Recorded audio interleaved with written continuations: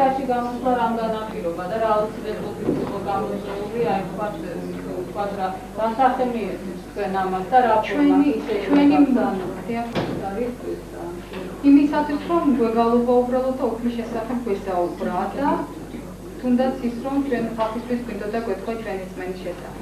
ხომ არ ფიქრობთ თქვენი მასლა თქვენი რწმენის გავრცელება იქნებ რამე თან სხვა რწმენის მიმდევარ ჯგუფებს ან მომხრეებს ან შეურაცხყოფს ან რაღაც მასზე რეაქციას და არასასიამოვნო რეაქციას გამოიწვევს და ეს ხომ არ გაგითვალისწინებიათ ან საერთოდ თუ ფიქრობთ ამაზე რომ შესაძლებელია მაგალითად ხო თქვენ ხართ ერთი რწმენის მიმდევარები რომ სხვა ნებისმიერ თუნდაც ერთი პიროვნების თქვათ ხო იმიტომ რომ ადამიანის უფლებებიდან გამოვდივართ ალბათ თქვენ და საერთოდ ფიანის საქმე ალბათ ესე უნდა გადაწყვეტოს თუნდაც ერთი ადამიანის უფლება რომ ამით იქნებ diskuteba, anilaqeba, შეურაცხყოფილი ხდება. ჩვენ არ ვფიქრობთ რომ იმიტომ რომ ჩვენ არავის არ რელიგიურ მიმდინარეობაზე არ ვისაუბრეთ. ჩვენ საუბრობთ მარტო იესო ქრისტეს და ჩვენი რწმენის შესახებ.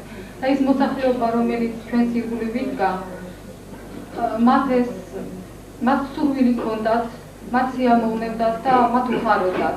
ესე იგი, როდესაც თქვენ შეკრებას ატარებდით, თქვენ გარანტია ჰქონდათ რომ თქვენს მიმართ კეთილგანწყობილი მოსახლეობა დაგხვდებოდათ, ხომ არიან მოსახლეობა მაგრამ ყველას რა თქმა უნდა, ყველას ჰქონდა სურვილი, არ მოესმინა ჩვენთვის და მაგაზიარებინა, უბრალოდ არ შემოერთებულიყო.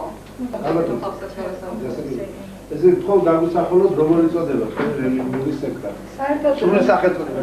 რეგისტრირებული ხარ?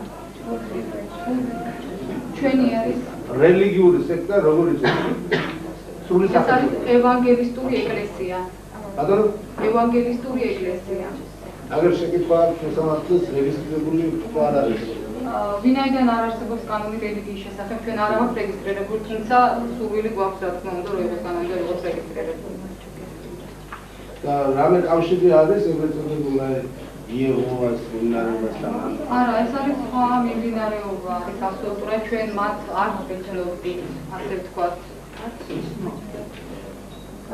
კი, ავიცნობდით ჩვენ მათ. არც მათ წინამძღოლ ჩვენ არ ვიცნობდით, გუშინ შევხვდით პირველად ჩვენ უბრალოდ შემთხვევით მას, ვინაიდან იგივე დაემართათ რა ჩვენ.